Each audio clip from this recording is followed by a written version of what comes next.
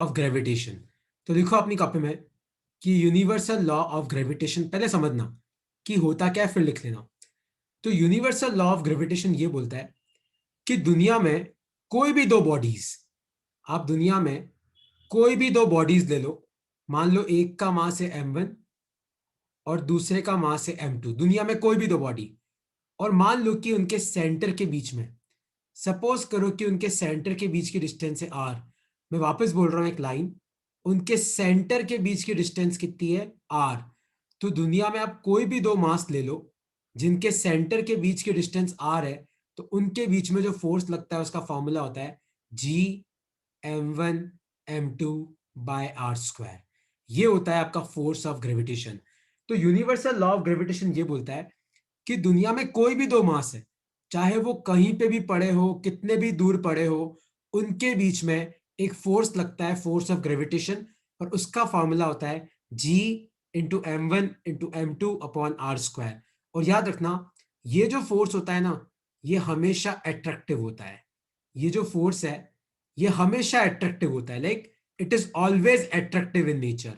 Attractive का मतलब है कि आपका m1 जो है वो m2 को अपनी तरफ खींचेगा, और m2 जो है वो m1 को अपनी तरफ खींचेगा। तो ग्रेविटेशनल फोर्स का एक तो अपनी कॉपी में फॉर्मूला लिख लो, और लिखो अपनी कॉपी में कि ये ऑलवेज अट्रैक्टिव इन नेचर। हमेशा ये कैसा होता है? Always attractive in nature. Attractive मतलब दुनिया में कोई भी दो मास एक दूसरे को हमेशा क्या करेंगे? अट्रैक्ट ही करेंगे, कभी भी रिपेल नहीं करेंगे, है ना? तो लिखो अपनी कॉपी में, देखो लिखो अपनी कॉपी में ये लाइन लिखो कि any two bodies in universe attract each other with a force which is directly proportional to product of masses and inversely proportional to square of distance between them। तो इसका अगर मैथमेटिकल रूप में लिखूं तो मान लो कि जो भी मैंने लिखा वही, सपोज करो कि हमारे पास दो मास है m1 और m2, और मान लो कि इनके सेंटर के बीच की डिस्टेंस है r। तो इन दोनों के बीच में जो फोर्स लगेगा ना, तो वापस ध्यान से पढ़ो, any two bodies in universe attract each other with a force which is directly proportional to product of masses। तो force is directly proportional to m1 into m2 and inversely proportional to square of distance between them। और f जो है वो inversely proportional है r square के। तो इन दोनों proportion की जगह में कांस्टेंट लगाते g, तो f का फॉर्मूला होता है G m1 m2/r²। और इस g को हम बोलते हैं ग्रेविटेशनल कांस्टेंट। इस g को हम बोलते हैं ग्रेविटेशनल कांस्टेंट। इसकी वैल्यू क्या होगी, इसकी यूनिट क्या होगी, उस पर मैं अगली स्लाइड में आऊंगा। एक बार तुम लिख लो, F इक्वल टू होता है G m1 m2/r²। और याद रखना, ये जो फोर्स है ना, ये हमेशा अट्रैक्टिव होता है, अट्रैक्टिव इन नेचर। मतलब दुनिया में कोई भी दो मास एक दूसरे को हमेशा क्या करेंगे? अट्रैक्ट ही करेंगे, कभी भी रिपेल नहीं करेंगे। लिख लो इसको अपनी कॉपी में, लिख लो इसको, फिर मैं तुम्हें इसके क्वेश्चन सॉल्व कराऊंगा। लिख लो इसको,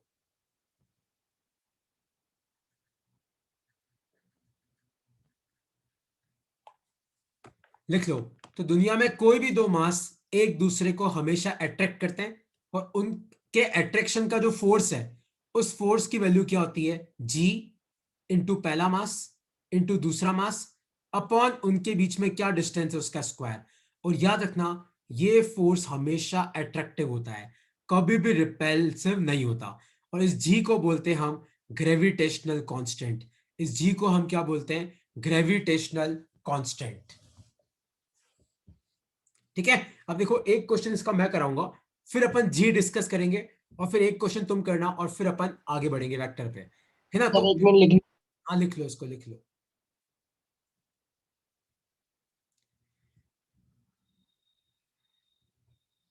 लिख लो। पर याद रखना कि दो मास एक दूसरे को हमेशा अट्रैक्ट ही करते हैं, कभी भी रिपेल नहीं करेंगे, है ना? हमेशा क्या करेंगे? हमेशा अट्रैक्ट ही करेंगे। किस फोर्स से अट्रैक्ट करेंगे? देखो, एक क्वेश्चन मैं तुम्हें सॉल्व कराऊंगा, फिर तुम्हें समझ में आ जाएगा क्वेश्चन कैसे करने हैं।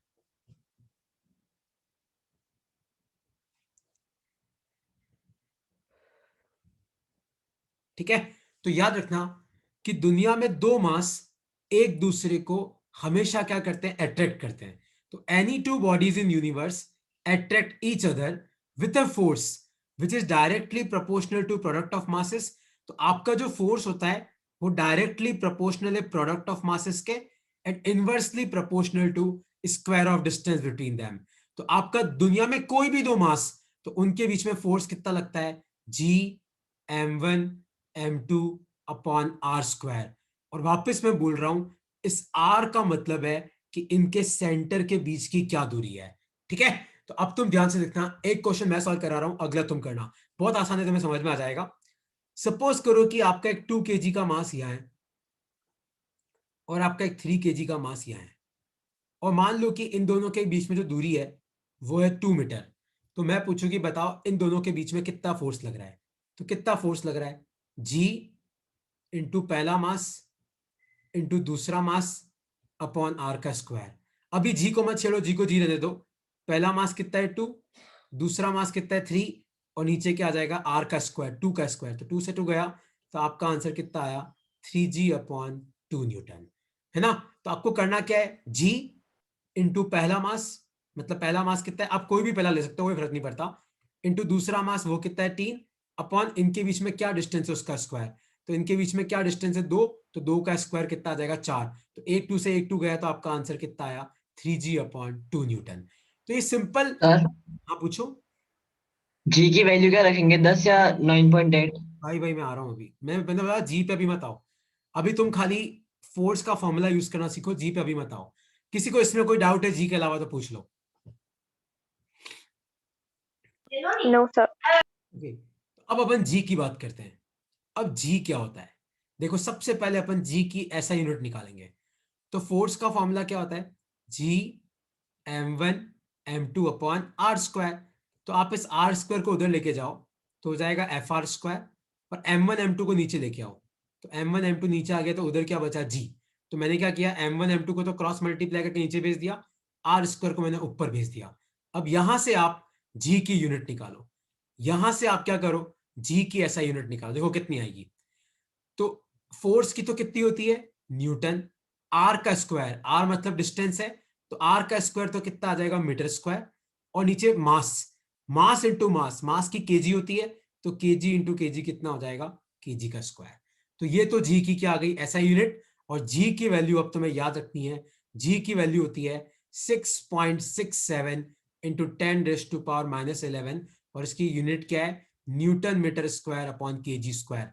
ये बड़ा जी है, ये वो छोटा वाला जी नहीं है जिसकी वैल्यू 9.8 या 10 होती है। ये जी क्या है, ये है आपका ग्रेविटेशनल कांस्टेंट, ग्रेविटेशनल कांस्टेंट। लिख लो अपनी सर कॉपी। इन दोनों में डिफरेंट? मैं आ रहा हूँ, ये सब आएगा आगे, एक बार लिखता जा भाई, आगे का मत सोच भाई, अभी जो चल रहा है उसको समझ। तो बड़ा जी को अपन बोलते क्या है, ग्रेविटेशनल कांस्टेंट। इसकी वैल्यू क्या है 6.67 इंटू 10⁻⁻11। इसकी यूनिट क्या है newton metre square upon kg square.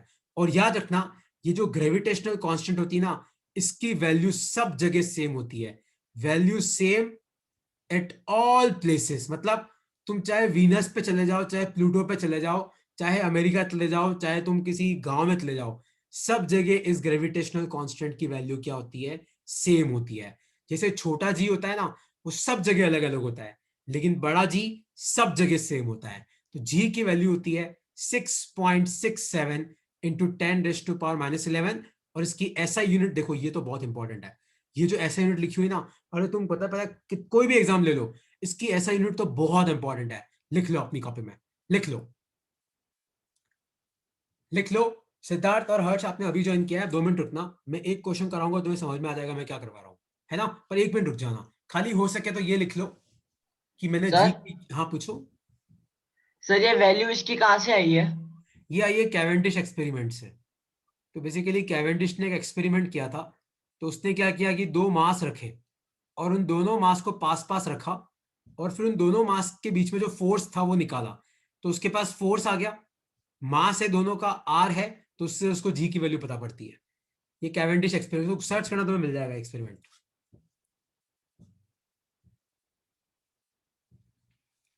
ठीक है, लिख लिया तुम लोगों ने सबने। तो देखो, अब मेरी एक बात ध्यान से सुनो, फोर्स की वैल्यू कैसे निकालते हैं, जी की वैल्यू क्या होती है, दोनों हो गए, लेकिन जी की वैल्यू अगर क्वेश्चन मांगे तभी पुट करना, वरना इसको जी रहने देना, कोई फर्क नहीं पड़ता। है ना। लेकिन अगर क्वेश्चन की डिमांड है कि नहीं आपको फाइनल आंसर में जी नहीं रहने देना है, तो आप वैल्यू पुट कर देना। ठीक है, तो अब एक क्वेश्चन मैं करा रहा हूं, अगले क्वेश्चन का आंसर तुम्हें करना है। ठीक है, ये लिख लिया सब लोगों ने? तो देखो एक क्वेश्चन मैं करा रहा हूं, अगले का आंसर तुम्हें करना है। तो पहले समझना, सपोज करो कि ये एक प्लेनेट है और इस प्लेनेट का मास है m, रेडियस है r। याद रखना अगर मैं m को r लिखता हूं ना, तो m मतलब मास होता है, r मतलब रेडियस होता है। और इस प्लेनेट के जस्ट अटैच एक और बड़ा प्लेनेट है और इस प्लेनेट का मास है 2m और इसका रेडियस है 2r। और मेरा क्वेश्चन है कि बताओ इन दोनों प्लेनेट के बीच में फोर्स ऑफ ग्रेविटेशन कितना है। मेरा क्वेश्चन है कि ये दोनों प्लेनेट एक दूसरे पे कितना फोर्स लगा रहे हैं। फिजिक्स में जब भी तुम कोई क्वेश्चन सॉल्व करो, सबसे पहले फॉर्मूला पुट कर दिया करो, G m1 m2 upon R square. Harsh और सिद्धार्थ मैंने ये पढ़ा दिया पहले इनको। देख, दुनिया में कोई भी दो मास होता है ना, उनके बीच में कितना फोर्स लगता है, जी इंटू पहला मास इंटू दूसरा मास अपॉन इनके सेंटर के बीच में कितनी दूरी है उसका स्क्वायर। ठीक है, तो अब देखो अपन सब चीजें ढूंढते हैं। तो अपने को एफ निकालना है, जी को मत छेड़ो। m1 मतलब पहला मास, मान लो एक मास m है। m2 मतलब दूसरा मास, मान लो दूसरा मास 2m है, अपॉन, अब दिक्कत है आर की। आर का मतलब होता है कि इनके सेंटर के बीच में कितनी दूरी है, तो दोनों के सेंटर को जोड़ दो।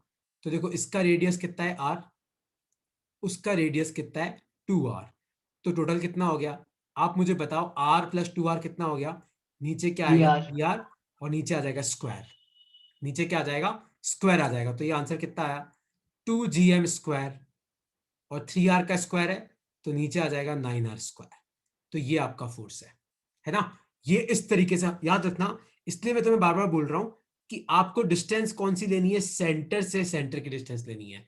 तो जी इंटू पहला मास इंटू दूसरा मास अपॉन आर, मतलब सेंटर के बीच में कितनी दूरी है उसका स्क्वायर, है ना। तो ये एक एग्जांपल मैंने दिया था, ये तुम चाहो तो लिखो या मत लिखना, या जगह छोड़ देना, अगला एग्जांपल तुम करो, है ना, तुम ट्राई करो। तो अब इस क्वेश्चन को तुम्हें सॉल्व करना है। मान लो मैं तुम्हें बोलूं, कोई आंसर बोलेगा नहीं, आपको आता है, आप लिख के रखना फिर चेक कर लेना।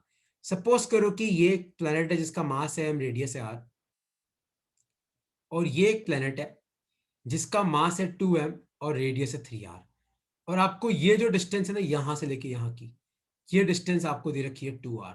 तो आप लोगों को बताना है कि इन दोनों के बीच में कितना फोर्स लग रहा है। कोई बोलेगा नहीं, आपको आता है, आप ट्राई करो, अपनी कॉपी में लिखो और बाद में चेक कर लेना कि मेरे आपका जो आया और मैं जो बता रहा हूँ सेम है कि नहीं। जल्दी करो, क्या आएगा इसका आंसर।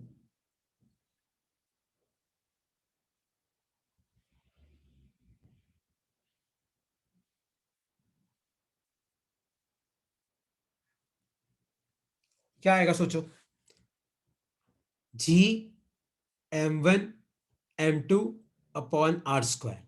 मैंने क्या बोला, जी को मत छेड़ना, मत छेड़ो जी को। पहला मास कितना ले लो m, देखो m1 एक मास m है, दूसरा मास 2m है, 2m अपॉन इस r का मतलब है सेंटर के बीच में कितनी दूरी है। तो इसका सेंटर तो यहां होगा, इसका रेडियस कितना है r, इसका सेंटर यहां होगा, इसका रेडियस कितना है 3r। तो टोटल कितना हो गया, 3 2 5 और 1 6, नीचे आ जाएगा 6r का स्क्वायर। इसको सॉल्व कर लेना, तो ये कितना आ जाएगा, ये आ जाएगा 2gm स्क्वायर, नीचे आ जाएगा 36r स्क्वायर। ठीक है, तो इसको सॉल्व करो, कितना आ जाएगा, gm स्क्वायर अपॉन 18r का स्क्वायर। ठीक है, तुम्हें समझ में आया कैसे करते हैं ये क्वेश्चन की नहीं समझ में आया? बहुत आसान क्वेश्चन होते हैं ये, कोई इसमें ज्यादा हाई फाई चीजें नहीं होती। लेकिन हाँ, तुम्हें कंसेप्ट नहीं पता है तो आप नहीं कर सकते। अगर आपको नहीं पता है कि मुझे कौन सा डिस्टेंस लेना है, तो तुम कुछ भी कर लो, आप फिर 2r ले लोगे, है ना। तो इसलिए आपको फॉर्मूला भी पता होना चाहिए और उसको यूज कैसे करना है वो भी पता होना चाहिए। और इसमें कोई डाउट है तो पूछो, वरना अपन आगे बढ़ते हैं। ठीक है, कोई डाउट नहीं है तो अब तुम सब ध्यान से देखना। ये तो हो गई फोर्स की वैल्यू की बात। लेकिन अब एक चीज याद रखना कि फोर्स एक वेक्टर है, इसकी वैल्यू भी होती है, इसकी डायरेक्शन भी होती है। अब अपन बात करेंगे डायरेक्शन की। तो तुम समझना कि डायरेक्शन कैसे निकालेंगे।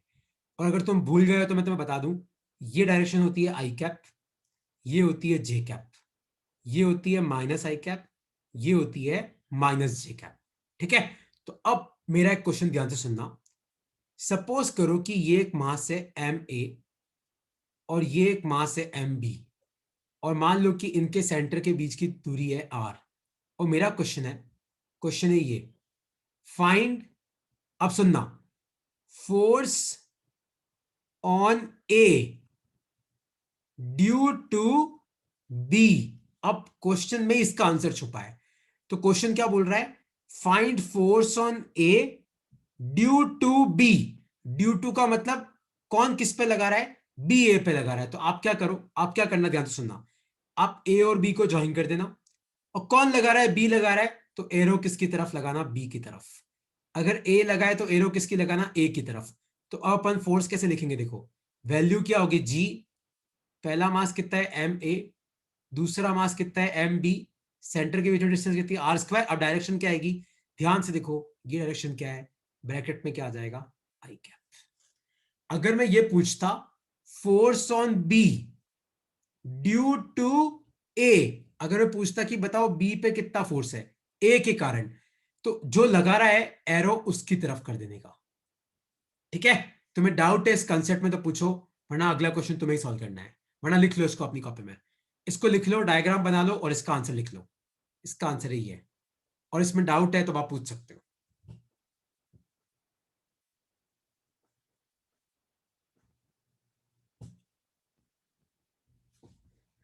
डाउट है मेघना, गार्गी, कोई डाउट है, हर्ष, ये तुम्हें डाउट है तो तुम पूछो, क्योंकि ना वैल्यू तुम लोग निकालोगे, वैल्यू तो 9वीं क्लास में भी सीखा था निकालना, है ना, लेकिन डायरेक्शन कैसे निकालते हैं, देखो जो फोर्स लगा रहा है ना, आप दोनों मास को ज्वाइन करो और एरो किसकी तरफ लगा दो, जो फोर्स लगा रहा है उसकी तरफ। तैसे मैं एक क्वेश्चन और करा रहा हूं, सब समझना, ठीक है, इसको लिख लो। वैसे भी ये नोट्स तो भेज ही दूंगा, कुछ मिस भी हो जाए तो बाद में लिख लेना, कोई फर्क नहीं पड़ता, वैसे भी काफी मेरे ब्यूटीफुल और देखो रंगीन नोट्स होते हैं। ठीक है, तो आप सुनो, देखो एक क्वेश्चन मैं और करा रहा हूं। सपोज करो कि ये एक 2 kg का मास है, और मान लो कि नीचे ये एक 3 kg का मास है, और इनके बीच में डिस्टेंस है 1 मीटर, और ये है A, ये है B, और मेरा क्वेश्चन है find force on A due to B। देखो आप थोड़ा हिंदी अनुवाद करा करो, कि आपको बताना है कि A पे कितना फोर्स है B के कारण, तो आप क्या करो, पहले A और B को जोड़ दो। Force on A due to B, कौन लगा रहा है, B लगा रहा है, तो एरो किसकी तरफ कर दो, B की तरफ, और फोर्स होगा कितना, G इंटू पहला मास इंटू दूसरा मास, डिस्टेंस कितनी है 1, तो 1 का स्क्वायर। आप मुझे बताओ कि ये डायरेक्शन कौन सी होती है, ये होती है -J कैप, तो यहां पे क्या आ जाएगा, -J कैप, आंसर की यूनिट क्या आ जाएगी, न्यूटन। इस तरीके से निकालते हैं। अभी तुम्हें डाउट है तो तुम पूछ सकते हो कि सर इसका आंसर -J कैप क्यों आया, तहसीन डाउट है तो पूछ ले बेटा, है ना। तो जो फोर्स लगाता है आप एरो उसकी तरफ कर दो। ठीक है, कोई डाउट है मेघना, कोई डाउट है अश्विता, हर्ष, कोई डाउट है गार्गी, सिद्धार्थ भाई, जतिन, कोई डाउट है तो पूछो यार प्लीज यार। समझ आ गया, ओके। एक क्वेश्चन तुम लोग सॉल्व करो आप जल्दी, एक क्वेश्चन तुम लोग सॉल्व करो। सपोज करो कि ये आपका 4 किलो का मास है, और मान लो कि नीचे आपका 1 किलो का मास है, और इन दोनों के बीच की जो दूरी है वो है 2 मीटर। ऊपर वाले मास का नाम है A, नीचे वाले मास का नाम है B। मेरा क्वेश्चन है find force on B due to A। जल्दी ट्राई करो, 1 मिनट दे रहा हूं मैं तुम्हें, ट्राई करो क्या आएगा इसका आंसर।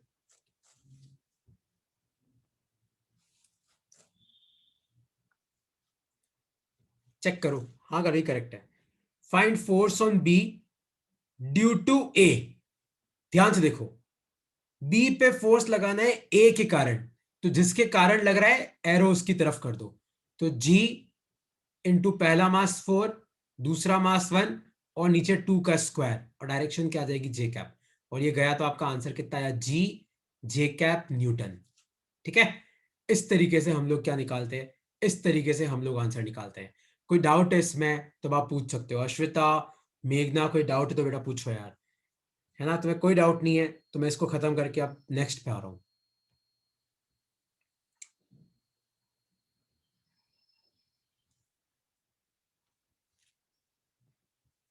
ओके, तो नेक्स्ट टॉपिक लिखो अपनी कॉपी में, force between multiple masses. Topic लिखो अपनी कॉपी में, फोर्स बिटवीन मल्टीपल मासेस। तो मान लो कि आपके दो से ज्यादा मास है।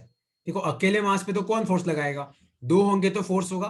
तो अब कैसे करेंगे, देखो सपोज करो कि आपका एक मास यहां पे है, एक मास यहां पे है, एक मास यहां पे है, ठीक है। मान लो ये मास आपका 1 kg, ये मास आपका 1 kg, और ऊपर वाला मास आपका 2 kg।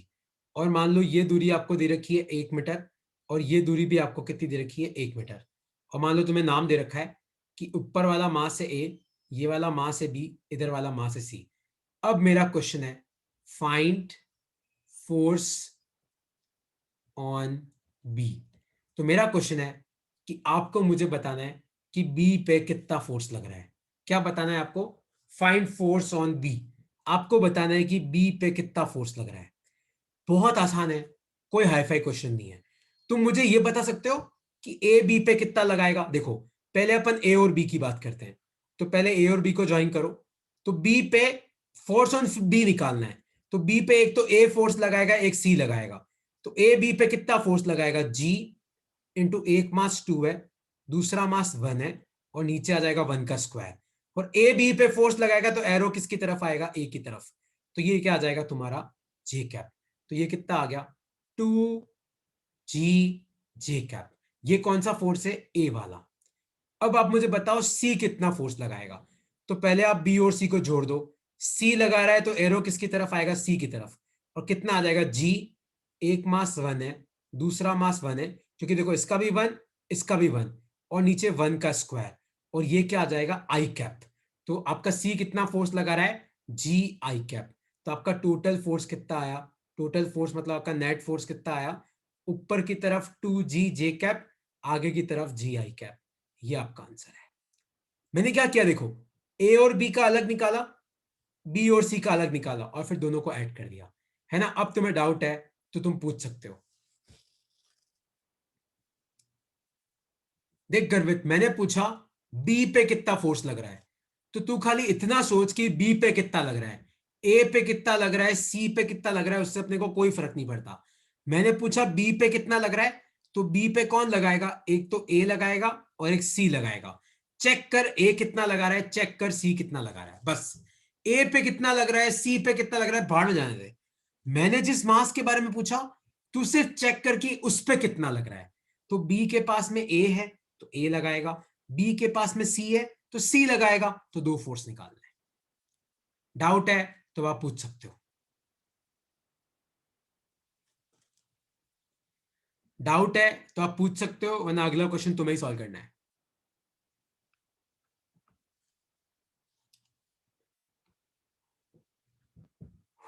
ठीक है, एक क्वेश्चन अब तुम लोग सॉल्व करो। तो क्वेश्चन है ये, सपोज करो कि मेरे पास एक 2 kg यहां पड़ा हुआ है, मेरे पास एक 2 kg यहां पड़ा हुआ है, और मेरे पास एक 1 kg नीचे पड़ा हुआ है ना। और आपको ये डिस्टेंस दे रखी है 1 मीटर, और आपको ये डिस्टेंस दे रखी है 2 मीटर। आपको बोल रखा है कि ये ए है, ये बी है, ये सी है। और मेरा क्वेश्चन है find net force on B. तो आपको बताना है कि बी पे नेट फोर्स कितना लग रहा है। Find net force on B.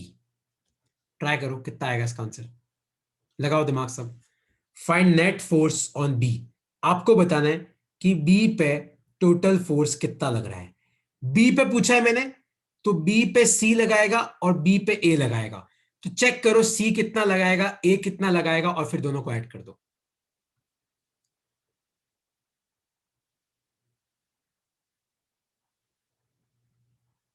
हाँ, हाँ तहसीन, जो फोर्स लगाता है ना एरो उसकी तरफ लगता है। जैसे बी पे सी फोर्स लगाएगा तो पहले बी और सी को ज्वाइन कर, और सी की तरफ एरो लगा दे, और ये कितना फोर्स होगा देख, जी इंटू पहला मास कितना है 2, सी का मास कितना है 2, और बीच में डिस्टेंस कितनी है 2, तो नीचे क्या आएगा 2 का स्क्वायर, और इसके आगे क्या आ जाएगा आई कैप। तो 2 का स्क्वायर गया तो ये कितना बचा, जी आई कैप। फिर चेक कर ए कितना लगाएगा, तो पहले बी और ए को ज्वाइन कर, ए लगा रहा है तो एरो किसकी तरफ आएगा, ए की तरफ, और कितना फोर्स लगेगा देख, जी एक मास तो 2 है, दूसरा मास 1 है, तो एक का 2 है, एक का 1 है, डिस्टेंस कितना है 1, तो 1 का स्क्वायर, और यहां पे क्या आएगा माइनस जे कैप, क्योंकि ये कौन सी डायरेक्शन है माइनस जे कैप, तो इसको सॉल्व करोगे तो ये कितना आ जाएगा माइनस 2g जे कैप आएगा कि नहीं आएगा, 2 इंटू जी इंटू ये, तो आपका नेट फोर्स कितना आएगा, आप इन दोनों को ऐड कर दो, तो ये आ जाएगा तुम्हारा जी आई कैप माइनस 2g जे कैप, माइनस 2g जे कैप, तो आप चाहो तो g कॉमन ले लो, ब्रैकेट में आ जाएगा आई कैप माइनस 2 जे कैप। तो इस तरीके से अपन क्या निकालते हैं, नेट फोर्स निकालते हैं। अगर मल्टीपल मासेस है तो इस तरीके से निकालते हैं। अब भी इसमें कोई डाउट है तो आप पूछ सकते हो। हर्ष कोई डाउट है? आज हर्ष शांत बैठा है, मेघना शांत, अश्विता शांत, तुम देख भी रहे हो कि चालू करके पीछे गेम खेल रहे हो? डाउट है तो पूछो।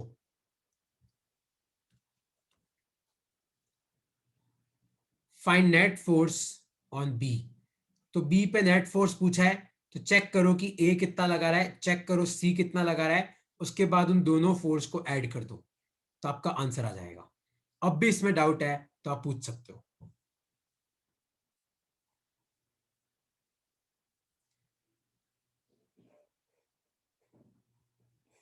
कोई डाउट है किसी को? मेघना कोई डाउट है? अश्विता कोई डाउट है? हर्ष, जतिन, सिद्धार्थ कोई डाउट है? गगन कोई डाउट है तो पूछो यार, प्लीज यार। No sir. ओके, कोई डाउट नहीं है तो अब एक क्वेश्चन तुम्हें और करना है। क्वेश्चन है ये, क्वेश्चन ये है, सपोज करो कि आपके पास एक मास ये है 2 किलो, आपके पास यहां पे एक मास है 1 किलो, और यहां पे आपके पास एक मास है 1 किलो। आपको दे रखा है कि ये जो डिस्टेंस है वो है 1 मीटर, आपको दे रखा है कि ये जो डिस्टेंस है ये भी है 1 मीटर, ये ए है, ये बी है, ये सी है। ठीक है, आपको क्या बताना है, आपको ये बताना है, देखो ये आपका ए वाला मास, ये आपका बी वाला मास, ये आपका सी वाला मास, और मेरा क्वेश्चन है find net force on B. तो आपको बताना है कि बी पे नेट फोर्स कितना लगेगा, बी पे ट्राई करो क्या आएगा। देखो बी पे ए भी लगाएगा, बी पे सी भी लगाएगा, दोनों को अलग अलग निकालो और ऐड करो, आपका आंसर आ जाएगा। लगाओ दिमाग, क्या आएगा सोचो, चेक करो बी पे ए कितना लगाएगा, चेक करो बी पे सी कितना लगाएगा।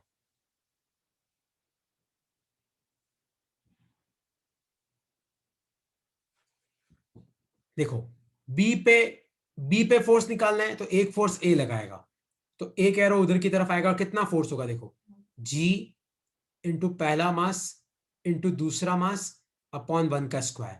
पहला मास 1 है, दूसरा मास 2 है, 1 का स्क्वायर, तो ये कितना आ जाएगा आपका 2g, और ब्रैकेट में क्या आएगा माइनस आई कैप, क्योंकि ध्यान से देखो इसका एरो कहाँ है, पीछे की तरफ। चेक करो सी कितना लगाएगा, तो पहले दोनों को ज्वाइन करो, एरो सी की तरफ लगाओ, तो जी इंटू पहला मास इंटू दूसरा मास अपॉन आएगा 1 का स्क्वायर, इसके आगे क्या आएगा आई कैप, तो ये कितना हो गया 2g आई कैप। ठीक है, तो आप इन दोनों फोर्स को ऐड करो, तो आपका नेट फोर्स कितना आएगा, ध्यान से देखो, तो माइनस 2g आई कैप प्लस 2g आई कैप, तो आपका आंसर कितना आया 0। आपका आंसर कितना आया 0। इस तरीके से निकालते हैं। अब भी तुम्हें डाउट है तो तुम पूछ सकते हो कि आपने फोर्स निकालना कैसे सिखाया। कोई भी डाउट है तो आप पूछ लो।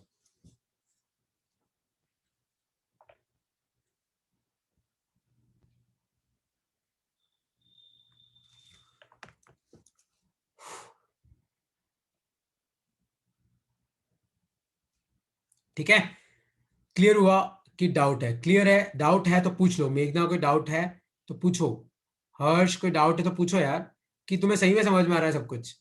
इतना आसान भी नहीं है यार, मेरे को थोड़ा टफ टॉपिक है तो। सर, हाँ पूछो। अगर 5 मास हुए तो? तो पांचों का अलग अलग निकाल और ऐड कर, 10 का भी निकाल कैसे सकता है। करा के बताना? बहुत भारी है, बहुत लंबा पड़ेगा। पांचों का अलग अलग, जैसे मैंने क्या किया, पहले बी और ए का निकाला, फिर बी और सी का निकाला, मान ले यहाँ पे एक और होता, तो बी और डी का निकालता, मान ले यहाँ पे एक और होता, तो बी और ई का निकालता, मान ले यहाँ पे एक और होता, तो बी और एफ का निकालता और इन सबको ऐड करता। ओके।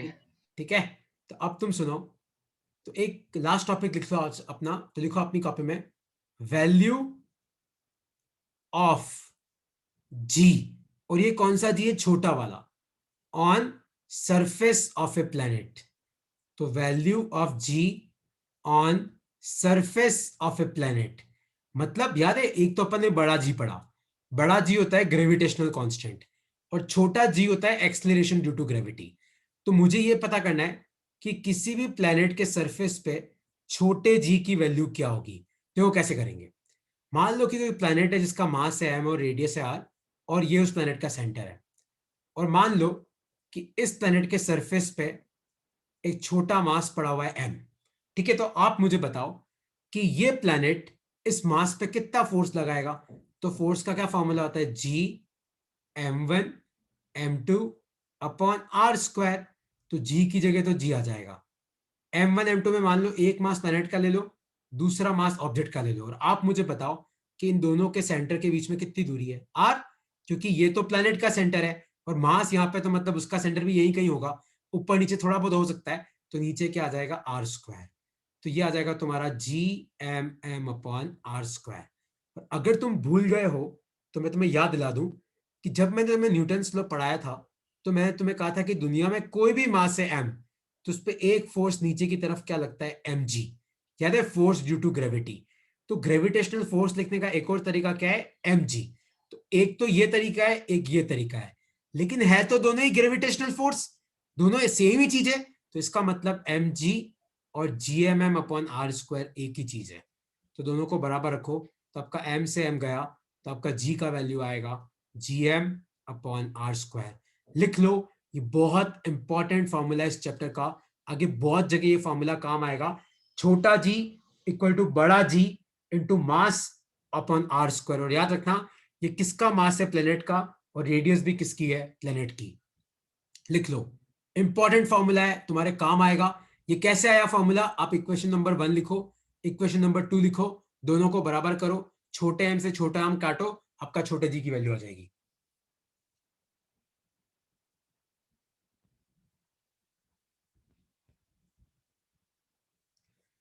ठीक है, तो छोटा जी बेसिकली होता क्या है?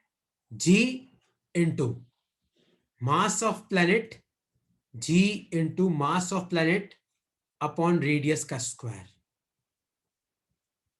ये होता है। ठीक है, लिख लो इसको अपनी कॉपी में, फिर लास्ट क्वेश्चन करते हैं, फिर अपन क्लास खत्म करेंगे, है ना? बाकी लोग भी आंसर करा करो, तुम करोगे तो मेरे को भी लगेगा कि हाँ कुछ तो हो रहा है, वरना अकेला लैपटॉप से बातें करना पड़ता है। करो करो, साथ में करो। अच्छा, लिख लिया सब लोगों ने? तो एक तो एफ ये लिखना, एक एफ ये लिखना, दोनों को बराबर रखना, एम से एम काटना, ये आ गया आपका जी। ठीक है, तो क्लास क्वेश्चन तुम सॉल्व करो। क्वेश्चन है ये, सपोज करो कि ये एक प्लेनेट है, इस प्लेनेट का मास है 2m और रेडियस है r। तो आपको बताना है कि इस प्लेनेट के सरफेस पे g की वैल्यू कितनी होगी। तो g की वैल्यू क्या होती है?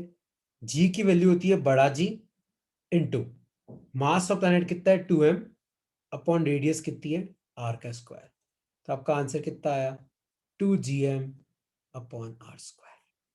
ठीक है, तो आप इस तरीके से इन फॉर्मूले को याद रखना। तो नेक्स्ट क्लास में बेसिकली हम पढ़ेंगे variation of G with height, with depth और ग्रेविटेशनल पोटेंशियल एनर्जी। तो नेक्स्ट क्लास में बेसिकली हम ये 3 टॉपिक करेंगे। उसके नेक्स्ट क्लास में orbital velocity, escape velocity, type of satellites. तो बेसिकली 2-3 क्लास लगेगी तुम्हारा चैप्टर कार्ड खत्म करने में। तो और कुछ डाउट है तो अब तुम पूछ सकते हो। मेघना कोई डाउट है? अश्विता, हर्ष, गगन, जतिन, सिद्धार्थ, कोई डाउट है? गार्गी, तो पूछो, नहीं तो आप डाउट मुझे अलग से भेज भी सकते हो, कोई दिक्कत की बात नहीं है। अगर मास राउंड नहीं हुआ गर्वित तो फिर आपको इंटीग्रेशन का सहारा लेना पड़ेगा बेटा। अब जैसे ये एक स्ट्रेट रोड है और मान ले कि यहाँ पे कोई एक मास रखा हुआ है, तो फिर अपने को क्या करना पड़ता है? यहाँ पे कोई dx मास ले और उससे कितनी दूरी है वो फोर्स निकाल के इंटीग्रेट कर दे। अगर मास राउंड नहीं है तो फिर इंटीग्रेशन का सहारा लेना पड़ेगा। ठीक है, अब मैं आज तुम्हें एक शीट भेजूंगा, वो शीट में है ना क्वेश्चन में 3 चीजें निकालने को बोला है, एनर्जी, पोटेंशियल और फोर्स। आप सिर्फ फोर्स निकालना, बाकी दोनों मत निकालना। ठीक है, सिर्फ क्या निकालना? सिर्फ आप फोर्स ही निकालना, बाकी मत निकालना, बाकी अपन आगे सीखेंगे। ठीक है, चलो ओके यार, ओके बाय बाय, टाटा।